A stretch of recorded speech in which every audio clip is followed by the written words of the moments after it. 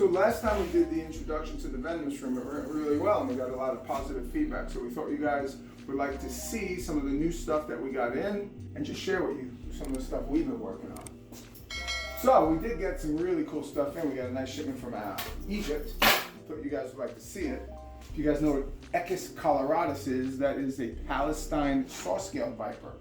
And unlike the regular saw-scaled vipers, which are kind of bland and just grays and browns, although attractive animals, just in compared to these things. Look at that.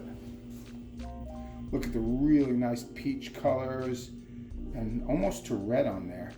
Just such super attractive animals. Man, they're coming at you, huh?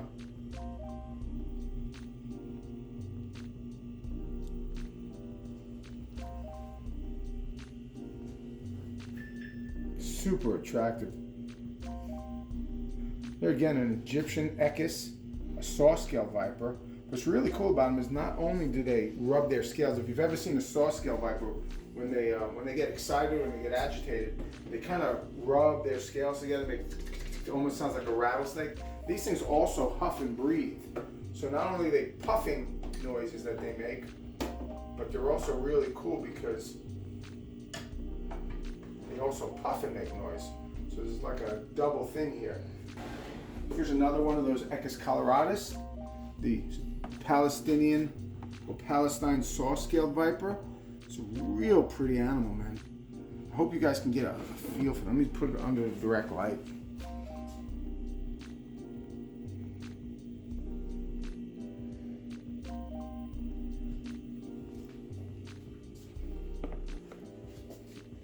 I think they say that saw-scale vipers kill more people in the world than any other venomous snake.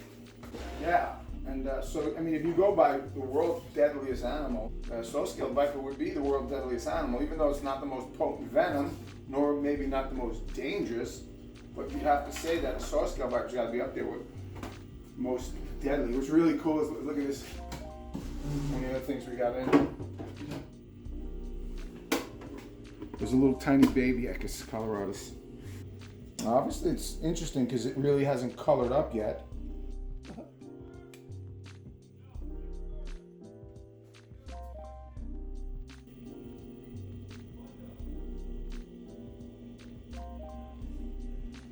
Now I want to hear something really cool about these Echis. What's really interesting about Echis as far as a species of snake. As a matter of fact, Phil Wolf told me this. We'll leave his link to his podcast if you're really into venomous snakes. He has a really cool podcast that if you're into talking about such things like that, you got to check it out. Phil Wolf told me that some Echis give live birth and some lay eggs depending on where they come from. That's crazy that a whole family of snakes, within a family of snakes, one part of them gives live birth and the other part gives eggs. That's so one of the other snakes that we got in that we wanted to show you is really, really cool. I've never seen these. I've been doing this, guys, more than 30 years, and this is what's called field pit viper. So these things here,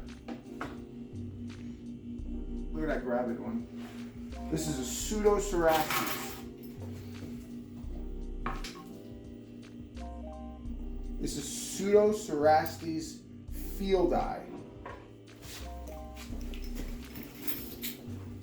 Now you want to talk about an ornate and crazy looking animal. I know the video isn't going to do it justice, but the colors on it are such a rich brown mixture. I mean, the different shades of brown on this thing are really cool.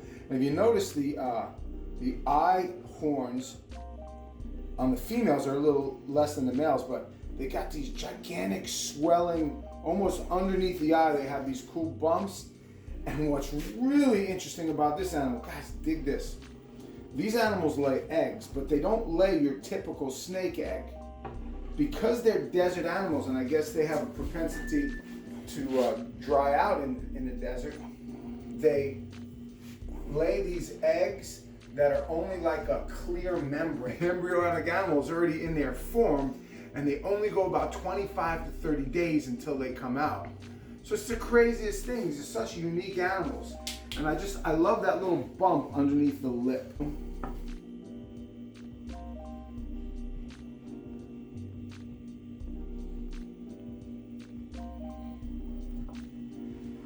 because they are a desert animal, most of the time they live under the sand. And look at the scales at the tip of the tail. Now this is perfect. Look how God painted the tip of their tail black. So they go underneath the sand and they put their tail out, they wiggle it around, and a lizard comes along, or a bird or something comes along, tries to eat it like it's a worm, and bang. Look at this. Don't go in there. Now look at this one, how much lighter this one is. Such variation.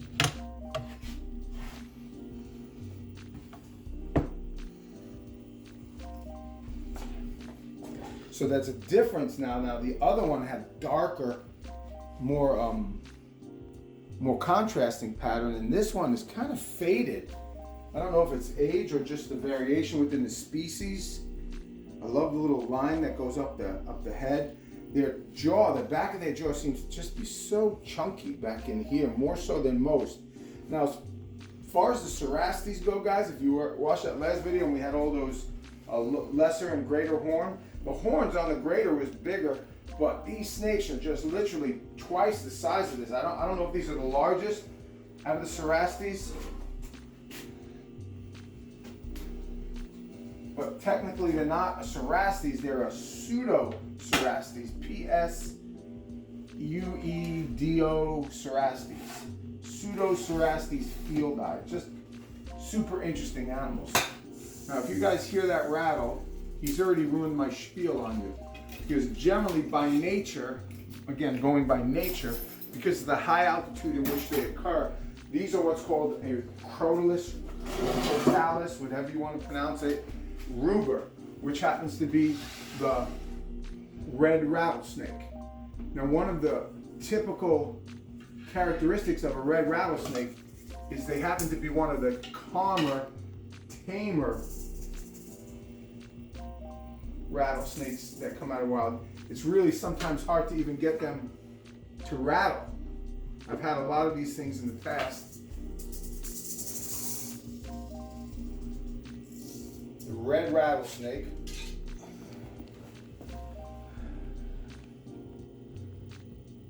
South Texas animal. I think into Arizona also. Generally speaking, like I said, they come from a higher altitude, so they're usually really calm. They definitely cut some kind of subspecies of the western diamondback. You can see that there's a lot of that. There's a lot of that bloodline and coloration in there, but it's kind of faded out to almost like a red brick, red rust color on that. And then they've got the prototypical tail of a western.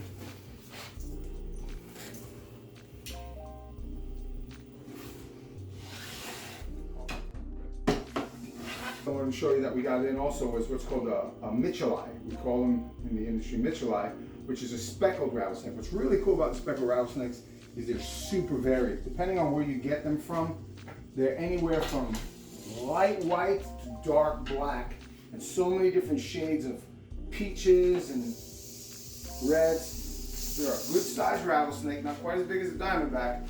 They do get thick body, and they definitely do not have the typical prototypical diamonds down the back, but more bands. This one is a strikingly colored animal. Not the best when it comes to the vibrancy of the color, but super contrasting and dark. A lot of times you hardly get them at all.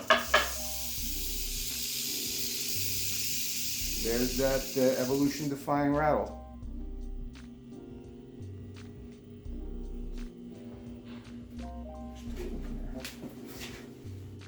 Oh, there's another one right there.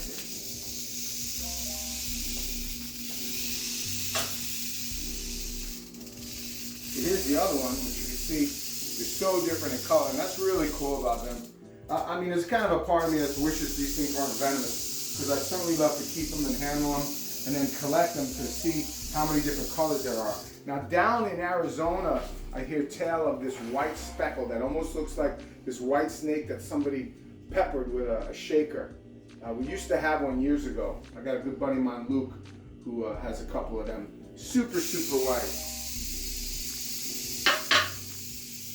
Now what's really cool about this snake, you guys, if you look, he has no rattle. So even when he shakes his tail, you can't hear it because he has no rattle. Pretty animal. Crotalus mitchellii,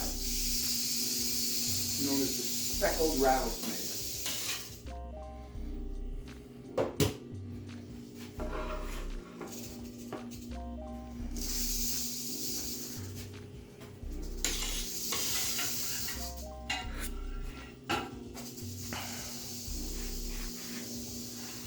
So now I want to show you guys the pièce de résistance, as they would say in Haiti. This here happens to be the largest of the pit vipers in the world. They occur in the South American countries like Guyana, Suriname, areas like that. Also happens to be what I'm told is the worst snake to get bit by on the planet, because of not only the damage that it does to you, the size of the animal, the amount of venom it injects, and the sheer pain that we're told that you can endure is up there.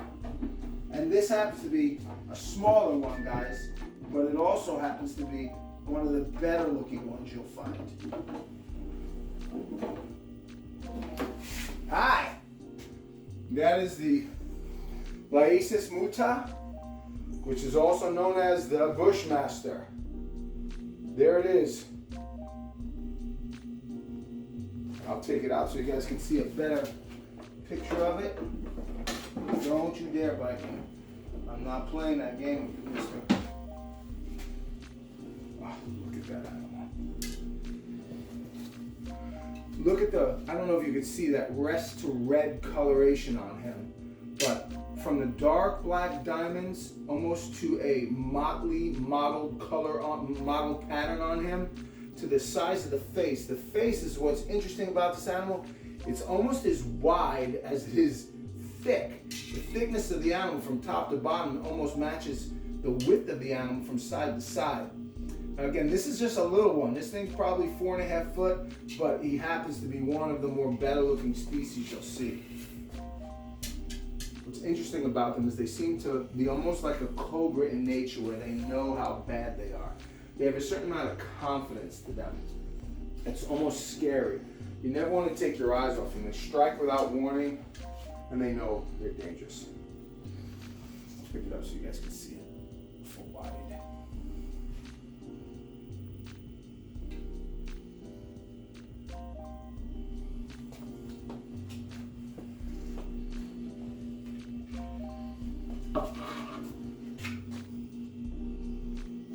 Just a beautiful, sensational animal, Your Highness.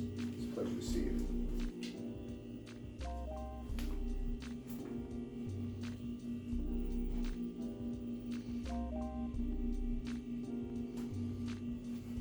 Look at how the tail pattern squiggles down from that. It starts red and darker, richer color here and lightens up as it gets all the way down to the tail, where it's almost like a marbling white. Only in nature you see the variation of color that matches so well yet contrasts so highly. And then back it goes.